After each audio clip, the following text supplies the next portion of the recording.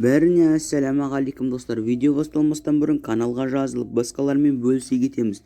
Джо Байден, Жозеф Роберт Байден, 1942 жылдық тума, американдық саясаткер, демократиялық партияның мүшесі, ақш-тың 47-ші вице-президенті, вице-президент болып сайланғанға дейін Делбриданияның ақш-тың сенаторы болды.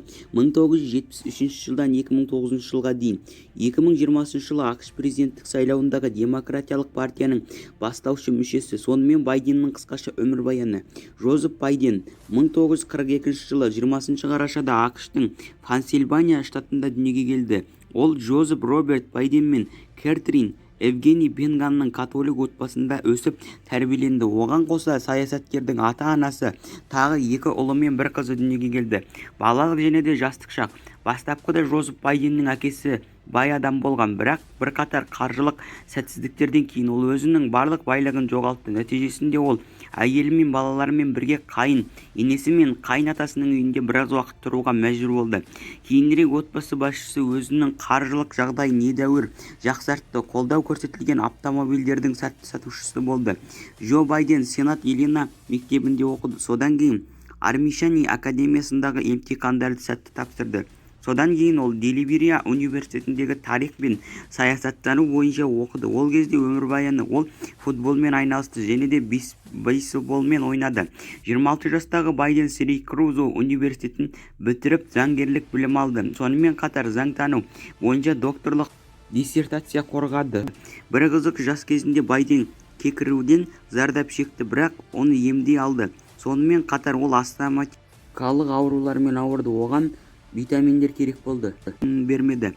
1969 жылы Джо Улумингона адвокаттар алқасының мүшелеріне қосылды. Соның арқасында өзінің заң кешенін құра алды. Дәл сол кезде ол саясатқа қатты қызығушылық танытты. Айту керек, жас жігіттің демократияның идеяларын қызықтандырды. Саясат. 1972 жылы Джо Байден Делбрия сенаторы болып сайланды. Бір қызығы, сол кезде бастап бұл лауазымға үнемі қайта сайланды. 1987-1995 жылдары өмірбаянының кезінде саясаткер сенаттағы сот комитетінің басшысы болды. 1988 жылы ол мидың интеллектуалдеріндегі аневризмасын тапты. Нәтижесінде ер адам шұғыл түрде ауруханаға жатқызылды. Денсаулық жағдайы демократия республикасының дәрігерлер сияқты қиын, бірақ олардың барлық сәтті өткізу үшін қызметкерлердің қоюға Байденге ақ шам мен алтын айдан кейін ол қайтадан жұмысқа орала алды. 90-шы жылдары Джо Байден Армения мен Таулы Қарабаққа қаржылық қолдау көрсетуге шақырған саясаткерлердің қатарында болды. Келесі 10 жылдықта ол Джордж Буштың 1972 жылы кеңестік армяндық про келісіммен шығуға қатысты саясатына наразылық білдірді. 2001 жылы 11 қыркүйектегі шабуылдардан кейін Байден Афганистанға әскери араласуды қолдады. Сонымен қатар ол Саддам Хусейнді құлатудың барлық дипломатиялық жолдарын таусылуға Иракқа басып кіруге рұқсат етілген деп саналды.